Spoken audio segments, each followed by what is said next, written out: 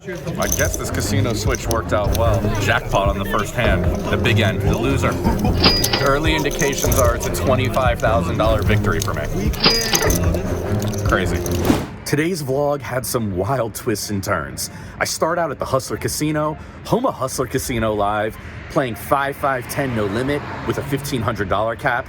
I then casino hop to the Bicycle to play 10-20 no limit hold'em. Before we get into the poker, I'm pretty hungry, so let's cross the street and go get some Thai food at Farmhouse Kitchen. And I didn't know what I was getting into until I walked through the door. Located in the burgeoning neighborhood of West Adams in Los Angeles, this place has an insane aesthetic, literally built for the Instagram generation and Zoomers, which included a barrage of flowers that would rival the most ostentatious quinceañera. A unicorn greeted us at the door, as well as a hot pink sign letting you know you'd arrived to take pictures. The back patio was perfect for group dining, and even featured a Zen Buddha you can hang out with while throwing back Instagram-worthy cocktails. Let's talk food. First, we had the Nam Tuk appetizer. It's Snake River Farms Wagyu flank pieces served with a cilantro lime vinaigrette. Very clean and tasty, but not memorable. Then we moved on to the hot yai fried chicken. It was served with roti, a divine yellow curry, and blue jasmine rice. Pretty solid.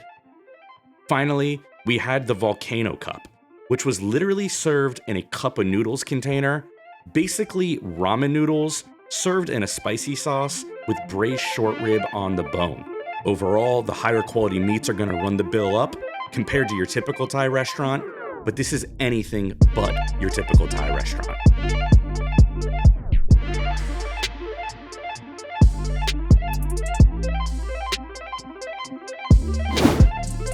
Today's session is 5-5-10 no limit hold'em with a $1,500 cap. This game runs every Monday through Saturday, starting at 1 p.m. at the Hustler Casino. In this first one, middle positions open to 40, small blind calls, as does the big blind, and with 2 deuces in the straddle, we have an easy decision. We're in there.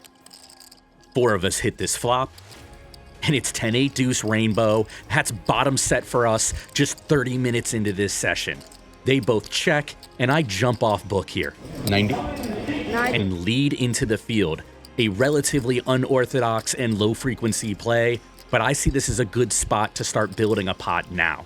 Middle position and the small blind fold, and the big blind's gonna call. He's been kind of action so far in this first 30 minutes. Turn is a 9 of diamonds, and he checks. So hands like 7-6 and Queen Jack are now in. 10-9 makes a lot of sense, it's 2 pair. However, hands like 9-7 have improved to a pair and a draw. 160. I eventually go with a little bit under half pot, which I actually think is a mistake. I think something closer to 75% would be better here. Our hand can withstand a raise if he chooses to do that. However, he doesn't, he just calls. And we're gonna get a river, which is a 9 of spades pairing the board. We've got a boat here. He checks, and now we've got a decision. How big do we wanna go? It seems like an excellent spot to get a lot of value. He started the hand with 1,500, so we could go over pot, but I don't know if that's being a little too greedy. I eventually settle on 525, hoping he calls me here.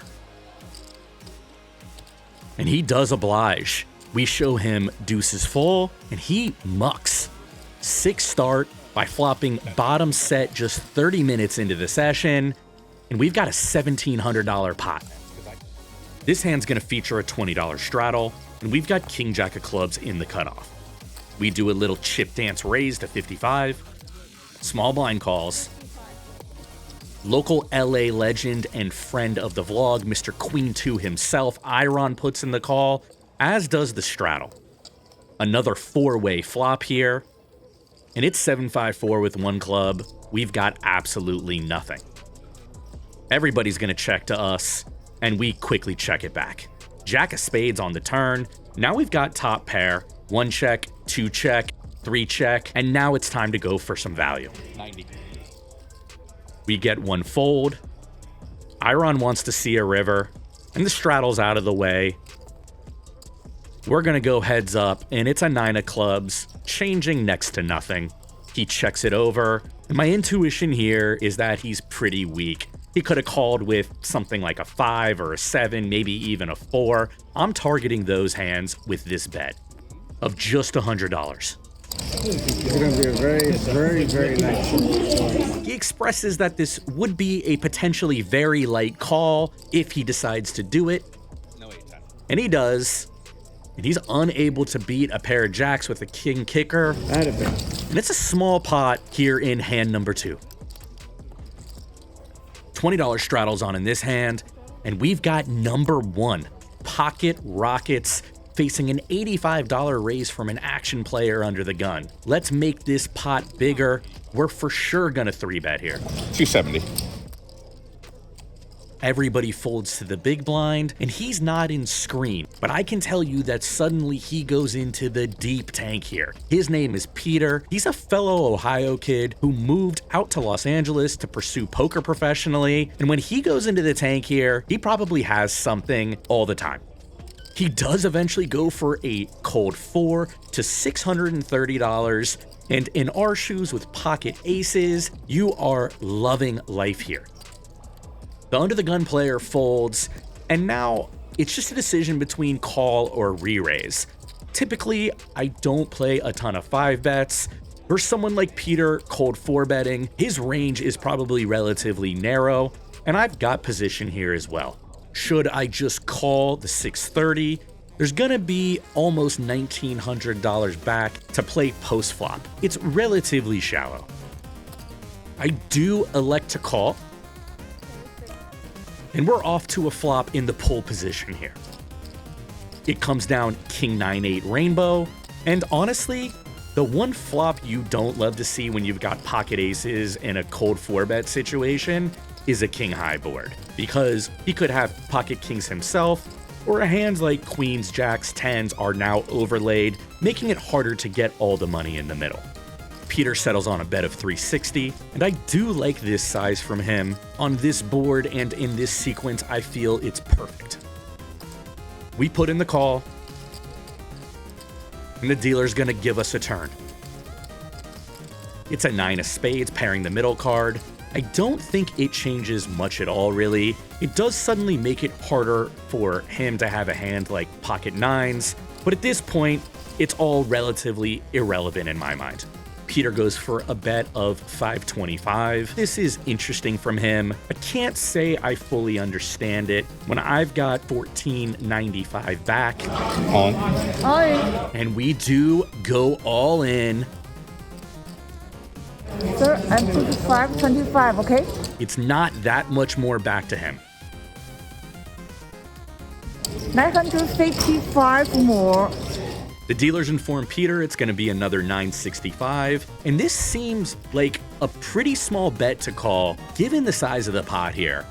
He's in the tank, and I don't know if he's got a hand like ace-king or pocket queens. It's pretty unclear to me, but I know he hates his spot. Peter does shockingly put in the fold, and at the time, I didn't know what he had, but I chased him down in the parking lot at the end of the session, and you won't believe what he told us. He folded. We've run incredible so far, and the session's only been going on for 2 hours.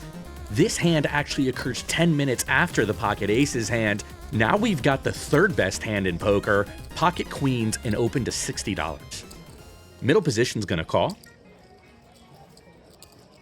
And the action player on my right's gonna make it 180 to go. He's had the energy of somebody who doesn't want to fold. He's been on a downtrend, and I think this could just be tilt from him. But again, it doesn't really matter when you've got pocket queens. We go with a 4-bet to 550. Middle position player's out of the way quickly. And the 3-better wastes little time. He's gonna call. Flops 554 rainbow. He's all in, and we beat him into the pot. No good. Our opponent shows up with a 10, and we didn't get to see his other card, and the hot run continues. We've slid over a couple of seats to give ourselves a better shooting view. The game's been a ton of action today, and the $20 straddle is once again on. We've got Jack 10 of diamonds in the third blind. Cutoff's gonna open to 60. A traveling Euro who's complete trash calls the button. Small blind's gonna call. We got a little decision on our hands, but I like the aggressive route here and go with a 3-bet to $310. The cutoff calls. He's had a propensity to never really give up over this short sample. He's a fighter and a battler. The two remaining players fold, and we go heads up to 10-7, 2 hearts. Top pair, mediocre kicker. It's a pretty good flop, but we're not super high up in range here. I check it over to the cutoff. He fires off 425. Seems reasonable. When I take this line with Jack 10 of diamonds pre and then check it over, this is a mandatory call. The turn's a 4 of diamonds, changing nothing, and we check it over to the cutoff once again. He fires off 550. Now, this could be concerning. We block pocket jacks, but hands like jacks, queens, trapped kings sometimes, maybe even trapped aces are there. We don't have any hearts in our hand. He can have huge flush draws, or just all kinds of other bluffs. This is a very good price, and our hand remains quite solid. We're gonna flick it in and look at a river. It's an 8 of diamonds, pretty bricky all in all. We check it over for the third time, and he quickly checks it back, announces pocket sixes, and we show him that our Jack 10 is gonna be good. In this $2,700 pot, I can't stop winning today. I'm loving it.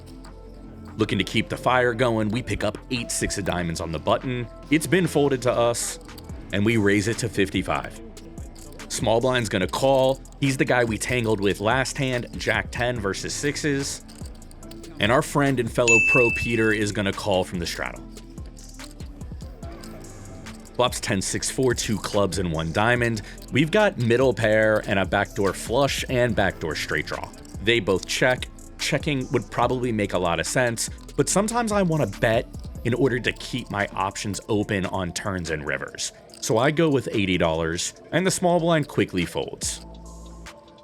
Peter flicks in 1 white chip for a call, and we're off to a turn, which is a 5 of hearts. Interesting card. We've added a gut shot straight draw now. And Peter does something that I like. He leads for 100 into 335. This might look a little bit weird, but in these types of configurations, straddle can have leads in my opinion. It starts out 3 ways, so maybe the way I've manipulated my range makes him believe I'm more weighted to hands like overpairs and big flush draws. Sure, I can have a set, he knows that, or a good top pair type hand, but he might not know that I have a hand like 8-6 very frequently when I bet the flop. I suddenly go for a raise to 425, and let me walk you through what I'm thinking here. We block 8-7, we're pretty low in range all in all. Playing a call would be okay. Generally, I'm gonna have a lot of calls facing this bet, but in this instance, I go for the bluff raise, thinking this is a good combo to do it, and Peter lets his hand go. Another amazing result. This hand occurs about 15 minutes after the prior one, and we're nearly 5 hours into the session. We've got ace-9 of diamonds on the button. Hijack Recreational opens to 60. We get a cutoff call. I'm not very familiar with either of these players, but I'm gonna stick with the theme that you're gonna see on this channel. I like pressure in these situations. I raise it to 240. We get a call from the hijack. The cutoff gets out of the way. We're gonna go heads up to Queen 5-5 Rainbow. 1 diamond on board, so backdoor flush draw is in play. He checks it over. We go for a bet of 160, and the opponent quickly folds. Earn ourselves a nice little pot here. All right, guys, I'm here with somebody I played 2 hands with. I don't normally get to find out what they have, if they fold and vice versa, but I'm here with Peter. He's a hustler, 5-5-10 regular. I think he's also a Crush Live poker coach. Yeah. Is that something you advertise? Right now, not at the table all the time, but yeah, No. I am. But what about in the vlog? Yeah, sure. I'm a Crush Live poker coach. And how about Twitter? We're gonna reveal 2 of the hands. It was the pocket aces hand where I shoved on the turn in a 4-bet pot for a little over $900 or so, but he was kind of mumbling a little bit about making a really crazy tight fold and could I ever be bluffing. Of course, we know I had pocket aces. And what'd you have, Peter? I also had pocket aces, unfortunately. Which is fucking gross. So, I mean, likely situation. Yeah, do you want to tell them? I mean, just kind of what you're thinking. I didn't really like. I hated the spot. It's pretty hard for you to be pure bluffing. I mean, Jack 10 would be really ballsy, especially when you can just be dead against kings. The main thing I have to worry about from a full ace is you jamming ace king. It's a scary spot to jam ace king just because like it's just gonna be aces and kings a lot. People talk about running good and running bad so much. Like, Peter played really good today. He had a super tough day. Like, it just didn't matter what he did. He couldn't win a hand. Sometimes, like, things are just going your way, and sometimes they're not. Hand number 2, Peter decided to lead on a good card for him. You guys know what I had. I'm going to let him reveal what he led turn with and folded my raise. So, I led turn with a 10. I love it. Yeah, I had queen 10. I think it's a reasonable turn for me to lead with lots of stuff, basically. And for a few reasons, I think my 10 was like kind of a better one to fold than my exact hand. Yep, I agree. I think it was a good spot for him to lead. And again, it's a little different than I've done in the outros. I don't normally kind of go into depth, but Peter's a friend and he's placating me here, trying something a little bit different. But Peter's got to go home now and see his girlfriend and probably watch soccer. That's what he does. I'm previewing this new merch shirt. I don't know how to shoot this shot, so sorry, Jamie. This isn't going to really work. I'm going to let Peter go, and then we'll do the results here in just a little bit. Small audible here, guys. That dude's driving absolutely crazy. Yeah, we had a good day, but we only grinded about 5.5 hours. I'm really hopped up on caffeine, and I feel good. I am going to casino hop. I'm in the illustrious Bicycle Casino parking lot where I film so many outros. Will we improve on our already fantastic day, or will we head the other way? Time will tell. See you guys at the end. I guess this casino switch worked out well. Jackpot on the first hand, the big end, the loser. Definitely been my day today. So I don't even have my camera out yet for the vlog, which is crazy. Tell them how many chips I want. They deal me in. I sit down. I don't even have chips in front of me. I opened a 20. I'm hijacked. The guy makes it 75 on the button. And I just shove. He's got $345, so I put $345 in the middle. He calls, and it comes ace high, turn ace, river ace, and at this casino, that's a bad beat jackpot, $50,000 jackpot, where I get paid the big end, which I think is either 40% or 50%. So it's like 25 grand maybe?